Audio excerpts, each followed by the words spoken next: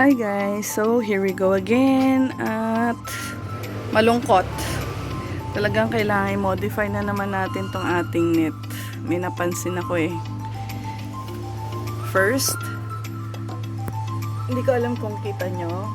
Ayan. Ayan. Tsaka ayun. So, ibig sabihin pinesang binutas. Hindi ko kasi natatandaan na meron yun eh. So, yung cinnamon, hindi siya effective. Dahil, ayan. Actually, ito, nilagay ko lang. Hinukay. Tapos, ayan. Chinap-chap na naman. Itong isa, nawala na. Mauubos at mauubos yung ating seedling. Ayan. So, talagang kailangan natin mag-ayos. Titingnan natin tong seedling sa taas. Ayan guys, so talagang hinahanap yung seed. Kasi binubutas. Ayan, pakita ko sa inyo. Oh. Ayan. Naka-survive, pero may putol. Ay, nako. Oh, naubos na. So, talagang aayusin natin tong ating net.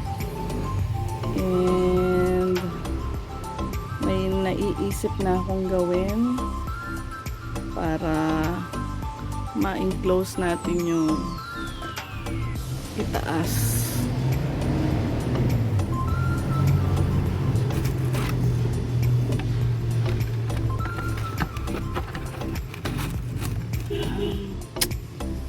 Ating onion tumutubo na. Oh, pipino, kinalkal, no more. Ano be sayang. Sige, balikan ko kayo mamaya. Pero yung mga na-transplant naman natin dito, pag nakahang silang ganyan, hindi sila nagagalaw. Siguro kasi yung balancing dahil hindi naman nila maaabot. Pero dito, thank God. Ayan, yung basil natin. Ayan, sabi ko sa inyo guys, tutubo naman sila uli kahit pagka nag-harvest kayo. Ayan. Kasi dapat magdidilig lang tayo. Morning ngayon eh. Ayan na yung ating mga kale. Mga kale natin. Ayan. Chinese kale at saka yung kale na isa. Tapos ito yung ating na-harvest na alugbati. Tumutubo uli. Yung ating malunggay. Tumutubo naman siya uli.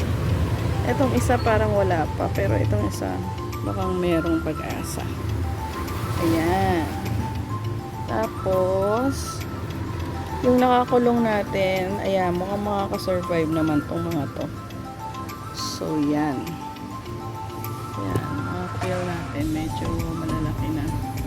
Pero kailangan pag-iwalay niya, pag sumobra laki, kasi alam ko malaki yan.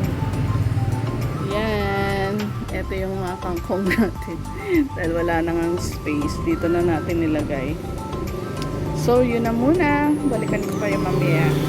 Start tayong ayusin na naman to uli. And, naglagay tayo actually ng pain. This is sugar and baking soda. So, meaning, may kumain. Tingnan natin dito sa taas kung kinain din. Ito natin pinain. Ayan. So, I guess may kumain. Aside from sa mga langgam. Ayan. So, yan na muna. Update ko kayo later guys.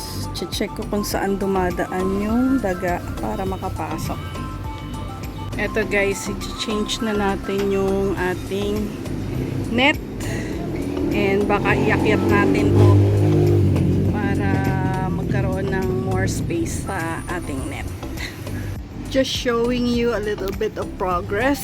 So, nilagay tayo ng plastic cover at saka ng screen dyan sa taas. Tapos, etong top na to, lalagyan din natin ng screen. Ayan. Ayan, guys. Lagyan natin ng plastic cover. And also, sinecure na natin lahat ng sides. Yan. Ito, close ko na lang to.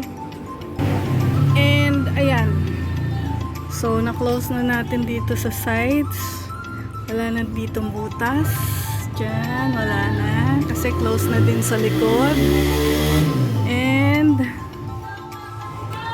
hindi na rin sila kasya dyan sa likod. Kasi meron ng plastic cover and net. Ayan. So, hopefully, ay wala nang kakain ng ating mga seedling.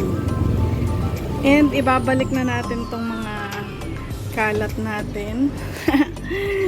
Kasi ang kalat, guys, so natabig ko pa yung isang pot natin dito. So, yan na muna, guys. Like, share, and subscribe. Bye!